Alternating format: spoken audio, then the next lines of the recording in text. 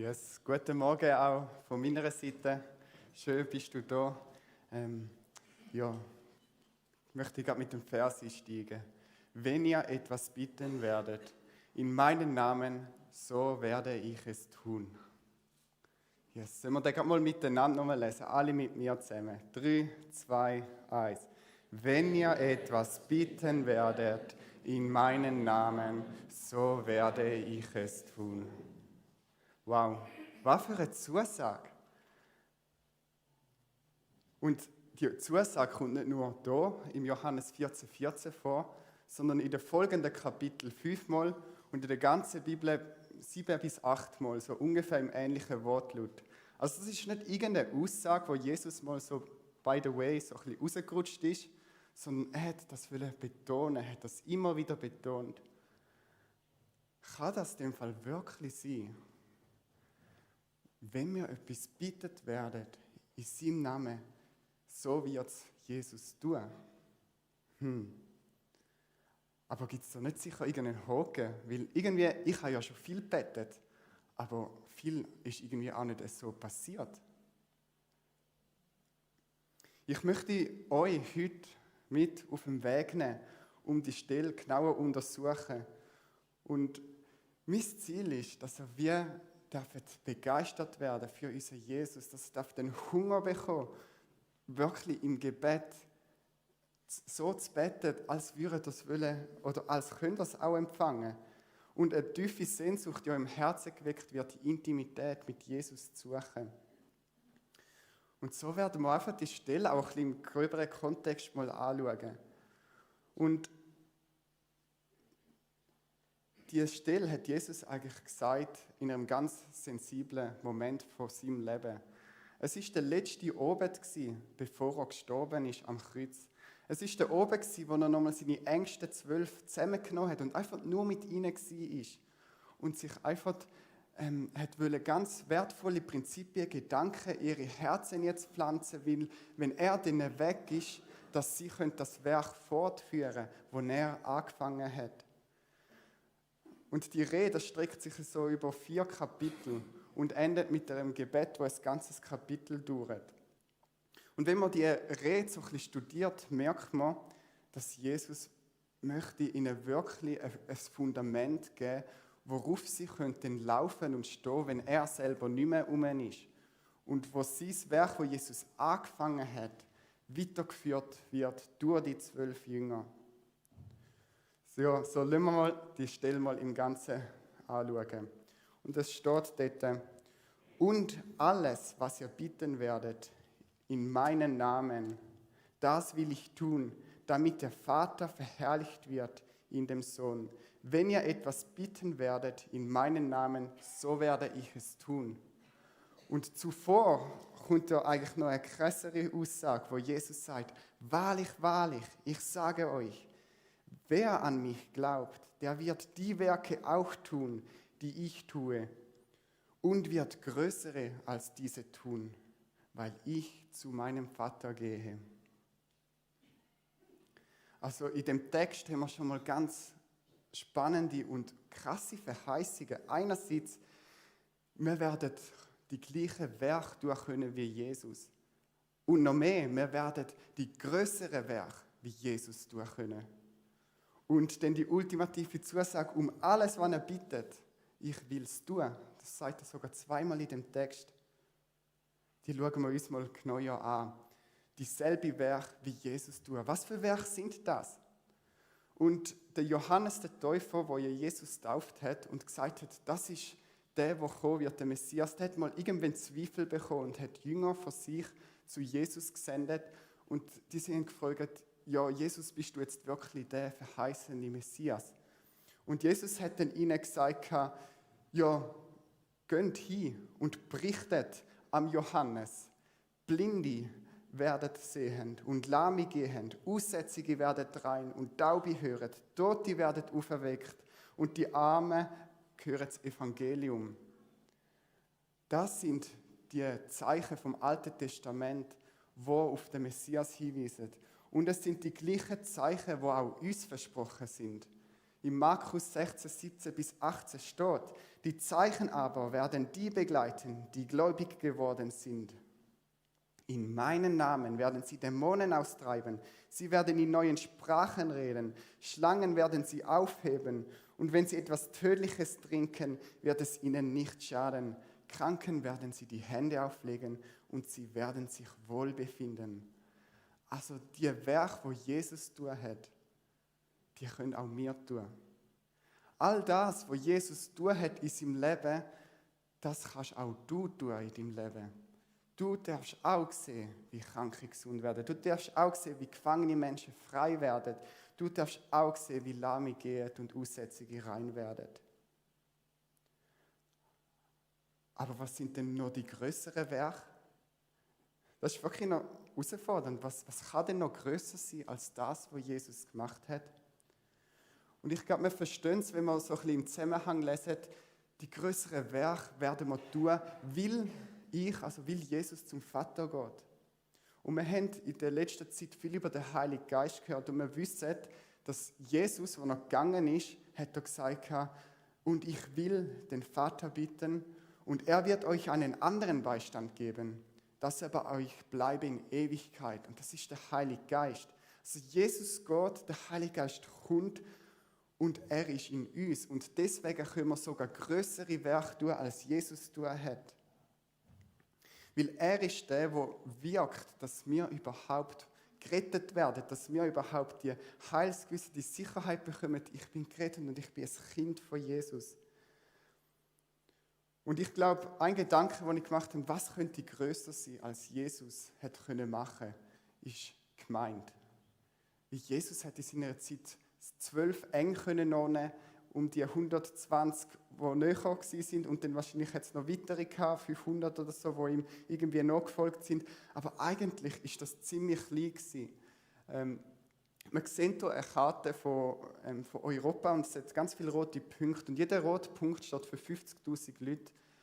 Und es hat blaue Punkte, ich weiß gar nicht, ob ihr es gut seht. Aber die blauen Punkte stehen für Leute, die von Jesus gehört haben.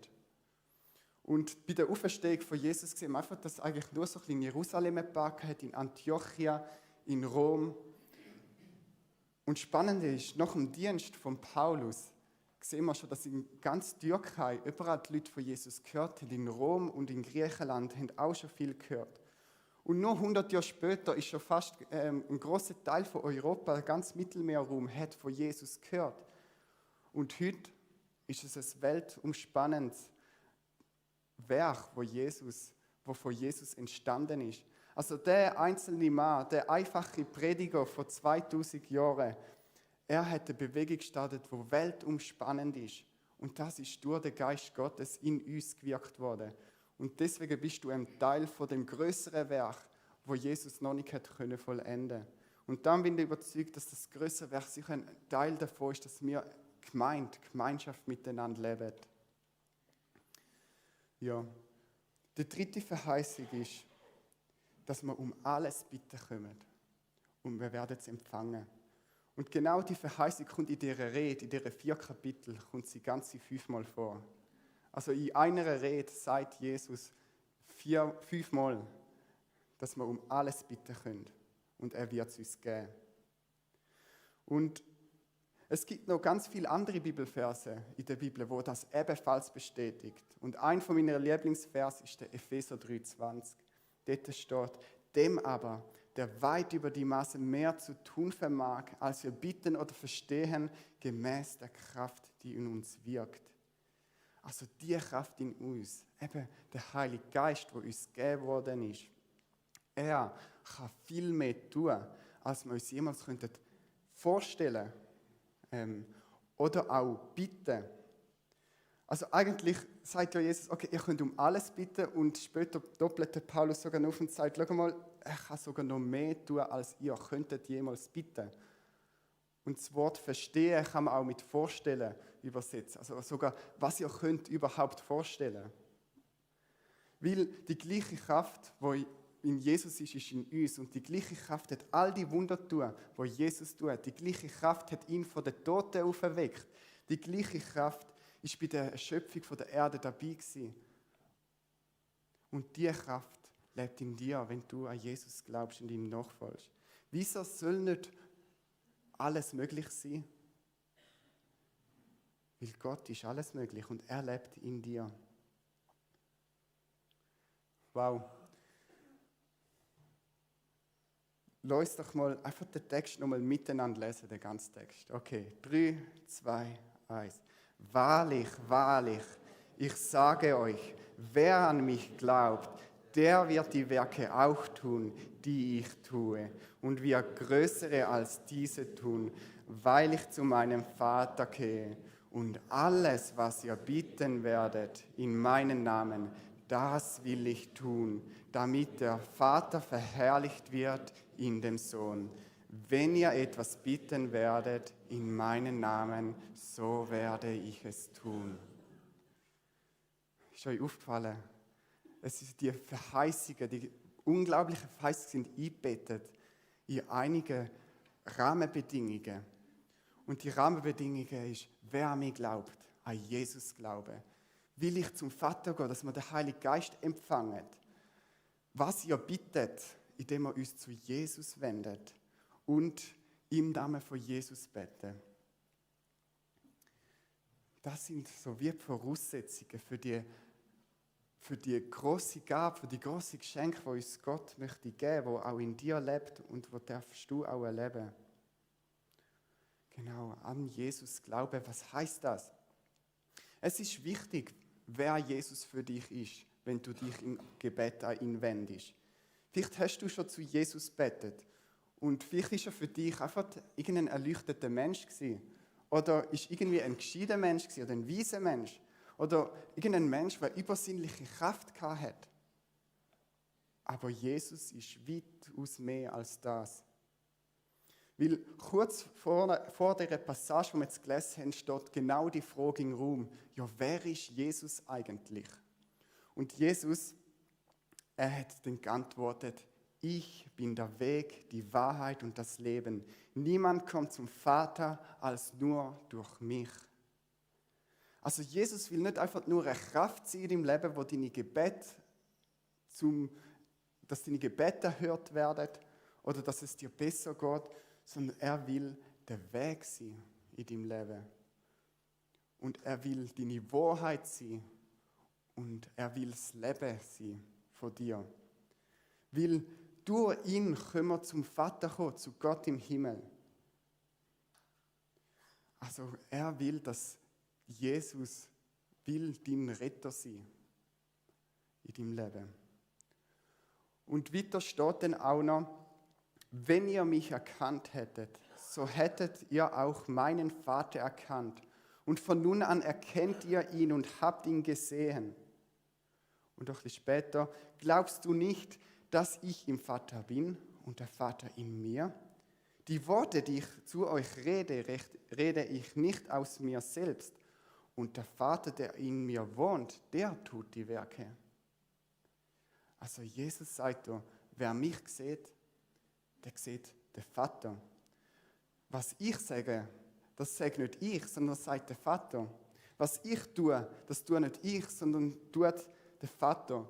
Und die krasse Aussage ist eigentlich da, dass ich im Vater bin und der Vater in mir ist. Also es ist wie ein Gleichzeichen. Jesus ist der Vater, Jesus selber ist Gott. Er tut da ganz klar in der Rede auch mehrmals betonen, ich bin Gott, ich bin der Sohn Gottes. Also an Jesus glauben heisst, ihn als dein persönlicher Retter in deinem Leben annehmen und den Weg mit ihm gehen, wo er sagt, ich bin der Weg, ich bin die Wahrheit und ich bin das Leben. Und es heisst auch, ihn als der Herr, der König, als der Gott zu anerkennen, der über dein Leben bestimmen darf. Darum stellt sich so ein bisschen die Frage, wer ist Jesus für dich?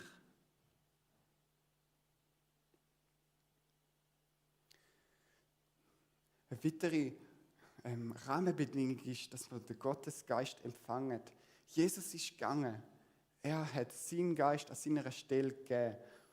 Und durch den Geist wirkt er jetzt all die Wunder. Darum braucht man ihn.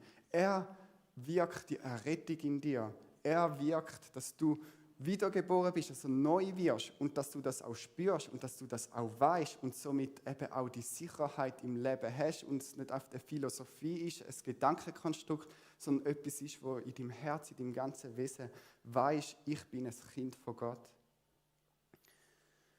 Und da haben wir irgendwie vor 3-4 Predigen haben wir das vertieft angeschaut. Da kannst du gerne nachlassen, wenn du dazu mehr Fragen hast.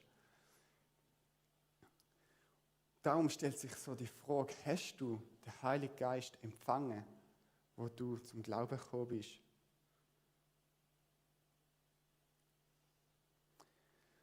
Genau, sich an Jesus wenden.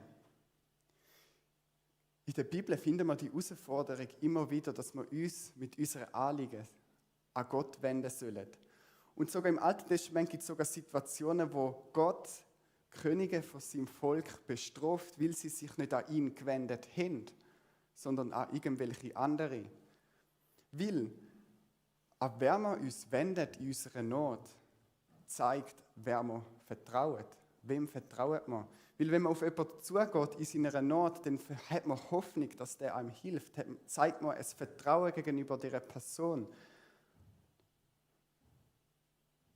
Und darum, wieso wendet man uns nicht mit unseren Anliegen an Gott? Und ich glaube, dass wir manchmal auch so wirklich Hindernisse haben, wo man denkt, meine Anliegen sind nicht so groß, dass wir Gott interessieren. Oder ich bin doch nicht genug gut, um von Gott zu kommen, meine Anliegen zu schildern. Oder es ist ja nur so ein kleines Ding, das kann ich auch selber regeln. Aber Jesus sagt in dieser Rede mehrmals, dass er eben genau will deine Gebete hören. Er will deiner Not begegnen, er will das. Das sagt er, indem er sagt oder den Wunsch äußert, er will, dass du erfolgreich bist in deinem Leben, in deinem Glaubensleben. Dort steht, dadurch wird mein Vater verherrlicht, dass ihr viel Frucht bringt. Also er will, dass du in dem drin laufst, was er für dich bestimmt hat, die größeren Werke, die Werke durch Jesus. Und er will, dass du vollkommene Freude erlebst. Dies habe ich zu euch geredet, damit meine Freude in euch bleibe und eure Freude völlig werde. Das ist auch gerade im Zusammenhang von dieser Verheißung. Bittet und es wird euch geben. Und im Johannes 16,24, bis jetzt habt ihr nichts in meinen Namen gebeten. Bittet, so werdet ihr empfangen. Er will euer Gebet erhören. Er will, dass ihr empfanget. Darum stellt sich doch die Frage, wer ist Gott für dich? Ist er für dich jemand, der sich für dich interessiert, wo du dich in deiner Not an ihn wendest? Der letzte Punkt ist, im Namen von Jesus beten. Und damit ist nicht eine Zauberformel gemeint. Ich habe das manchmal früher noch so gedacht, dass man irgendwie betet, wenn jemand krank ist und dann sagt man im Namen von Jesus, sei gesund und dann passiert es. Meine Erfahrung ist, es ist keine Zauberformel. Es ist damit etwas anderes gemeint, sondern mehr im Sinn von Jesus oder seinem Willen entsprechend.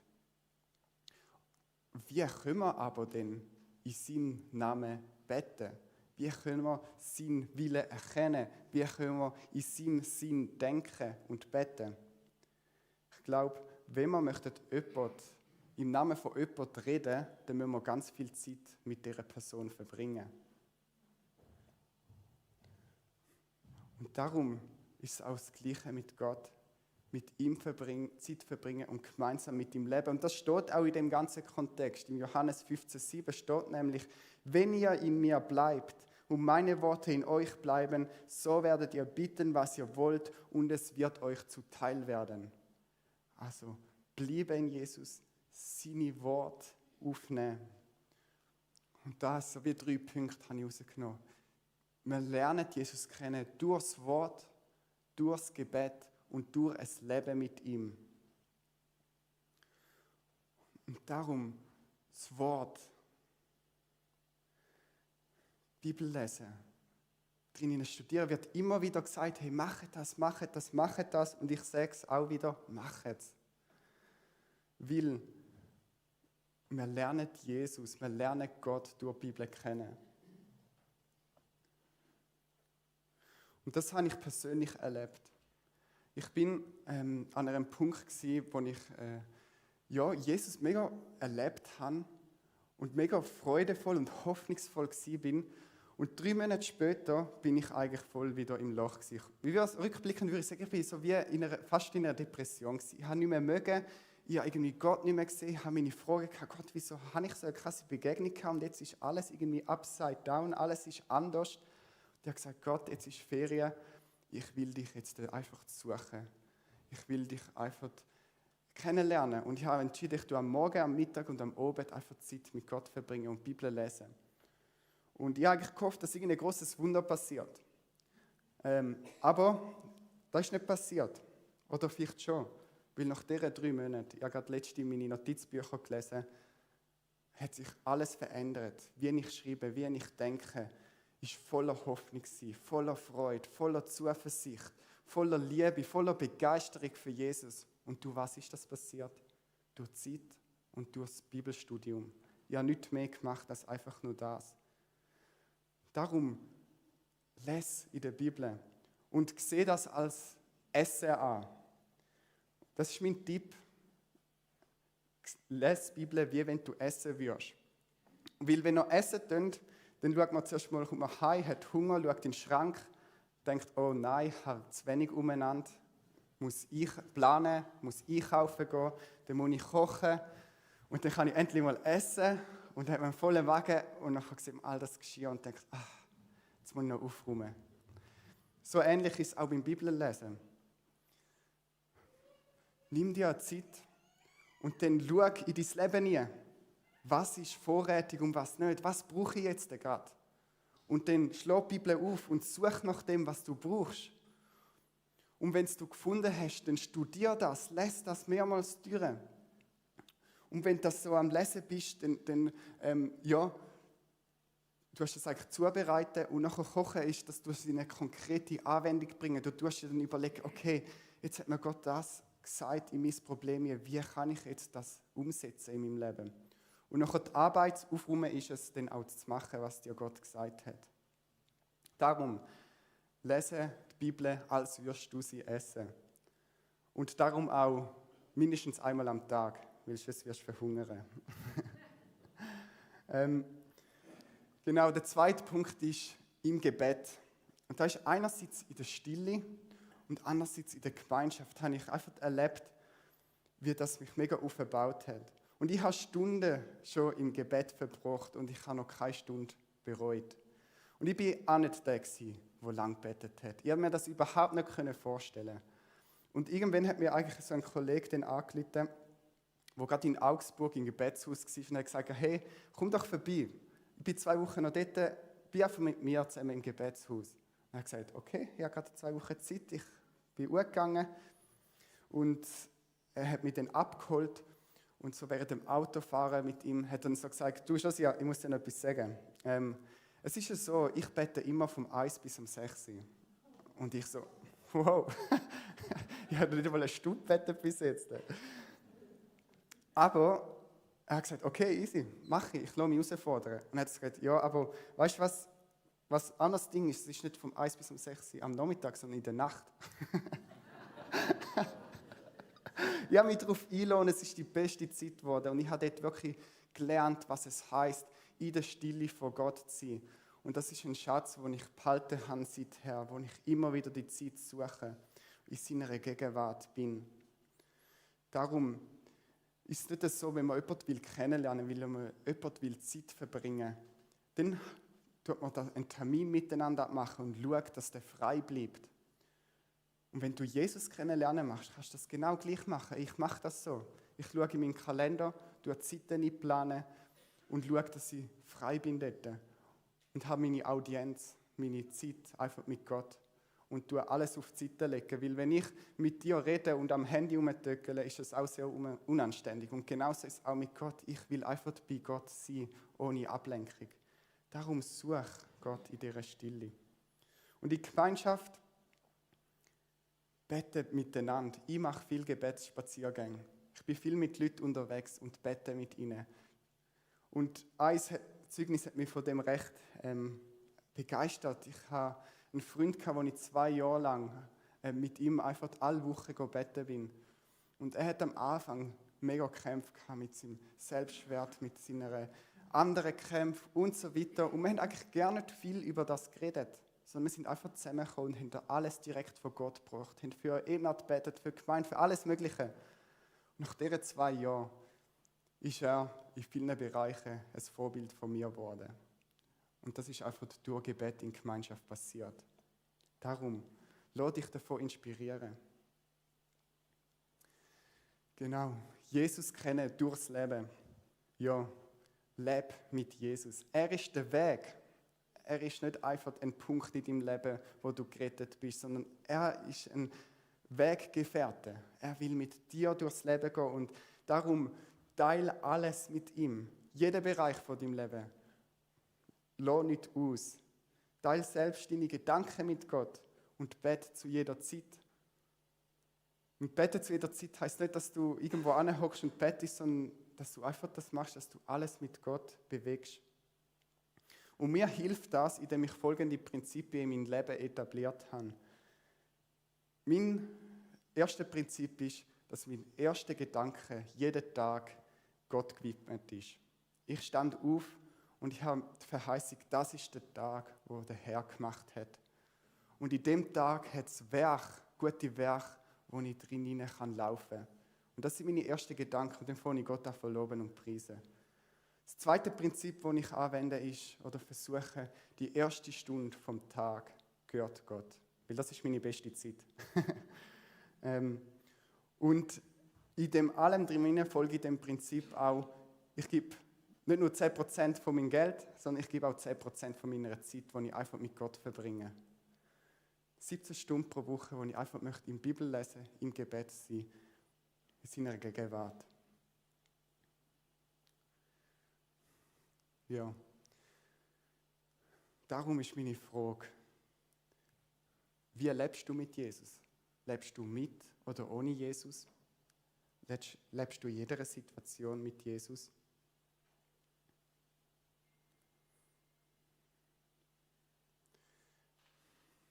Wahrlich, wahrlich, ich sage euch, wer an mich glaubt, der wird die Werke auch tun, die ich tue, und wird größere als diese tun, weil ich zu meinem Vater gehe. Und alles, was ihr bitten werdet in meinem Namen, das will ich tun, damit der Vater verherrlicht wird in dem Sohn. Wenn ihr etwas bittet in meinem Namen, so werde ich es tun.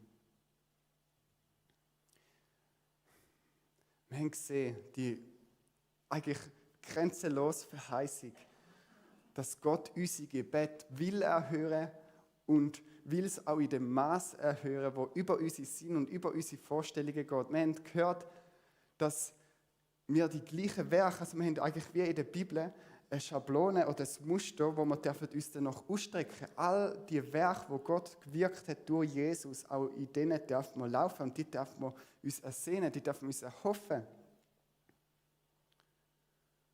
Und die Rahmenbedingungen dafür sind, dass wir logischerweise Jesus kennen, der das alles wirkt durch uns. Dass wir den Heiligen Geist empfangen haben, weil ohne die Kraft können wir nichts bewirken. Aber mit Gottes Kraft in uns ist alles möglich. Und das andere ist eine Frage vom Vertrauen, dass wir uns in unserer Bitte, in unserer Nöte an Gott wenden. Und dass wir im Namen von Jesus beten. Dass wir eigentlich so eng mit Gott verbunden sind, dass wir wie wissen, das will jetzt Gott tun. Das entspricht jetzt seinem Willen, das entspricht jetzt seinem Sinn.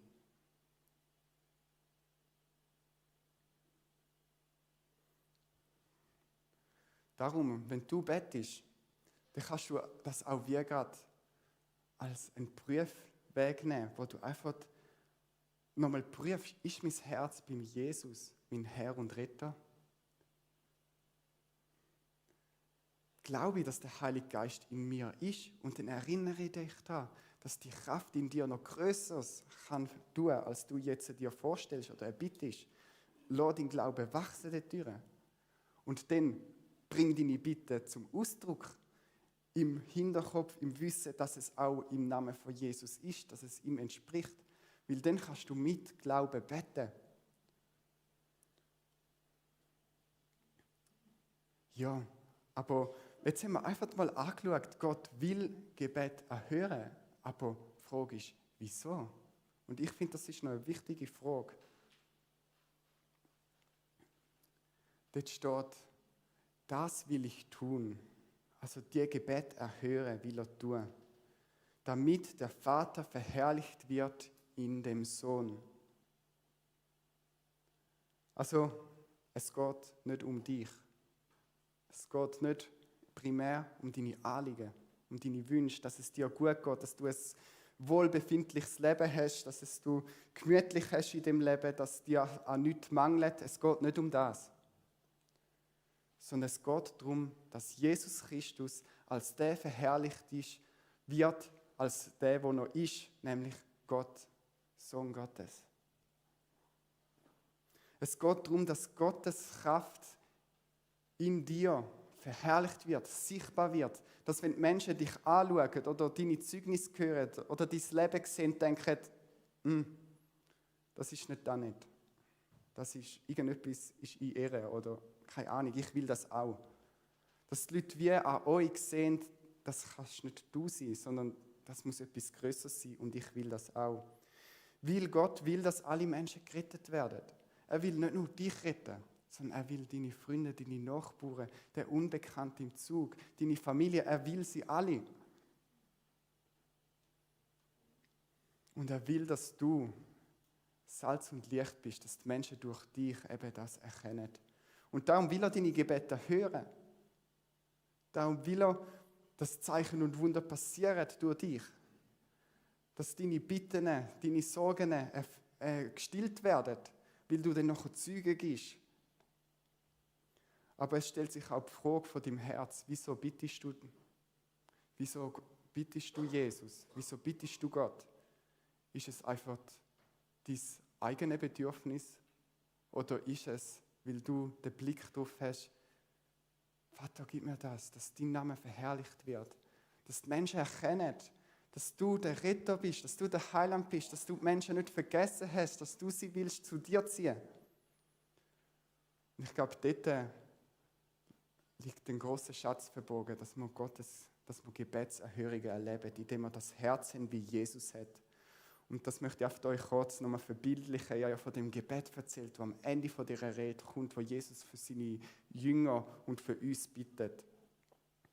Und ich habe einfach mal rausgenommen, die Aussagen, wo Jesus seine Motivation zum Ausdruck bringt. Ich will es euch einfach mal vorlesen, wieso Jesus all das gemacht hat. Jesus sagt, ich habe dich verherrlicht, also Gott, auf der Erde. Ich habe das Werk vollendet, das du mir gegeben hast. Ich habe deinen Namen den Menschen offenbar gemacht. Und alles, was mein ist, das ist dein. Ich habe ihnen dein Wort gegeben. Und ich habe die Herrlichkeit, die du mir gegeben hast, ihnen gegeben. Und Vater, ich will, dass, wo ich bin, auch die bei mir seien, die du mir gegeben hast. Und ich habe ihnen deinen Namen verkündet und werde ihn verkünden, damit die Liebe, mit der du mich gesegnet hast, in ihnen sei. Das ist das Herz von Jesus. Und deswegen sind all seine Gebete, all, worum er bittet hat, ist passiert, weil er das Herzensanliegen gehabt hat, weil er für das brennt hat und so fest für das eingestanden ist, dass er bereit ist, sein Leben zu geben für das. Ja, die Band darf hochkommen. Ich möchte einfach nochmal die Frage stellen, die ich gestellt habe, immer wieder.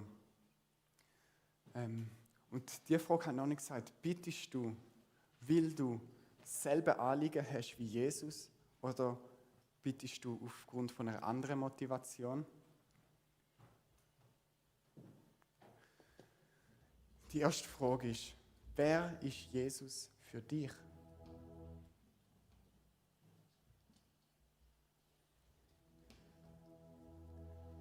Die zweite, Hast du Gottes Geist empfangen?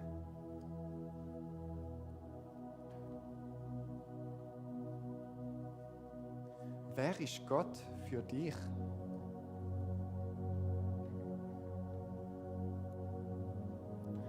Lebst du in allen Bereichen von deinem Leben mit Jesus oder ohne Jesus? Bittest du, weil du Jesus verherrlichen willst oder weil du einfach dich oder deine eigenen Anliegen willst verherrlichen?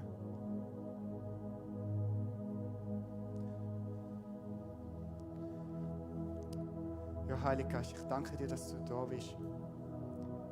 Ich danke dir, Jesus, dass du willst unsere Gebete führen. Dass du willst, dass wir empfangen. Dass du willst, dass wir Freude empfangen und aufgehen in dem. Ja, weil du willst deinen Namen verherrlichen durch unser Leben. Du willst, dass die Menschen, wenn sie uns anschauen, dich sehen. Und deswegen willst du Zeichen und Wunder tun, die gleichen Zeichen und noch die größeren. Durch uns. Danke dir, Heiliger Geist. Darum bitte ich dich, Heiliger Geist, du siehst die Fragen hier, dass du jetzt einfach durch die Reihe gehst und einfach zu den Menschen hier redest. Und dass, wenn eine Frage tüpft, dass du einfach redest, was der nächste Schritt ist.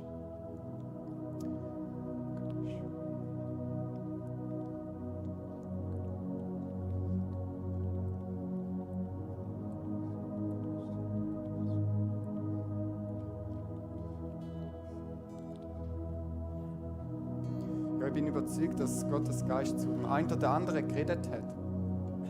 Und wenn das du bist, dann antworte auf das Reden. Geh zu deinem Nachbarn links oder rechts, zu deinem Freund, oder kannst auch nachher vorne kommen und für dich beten lassen.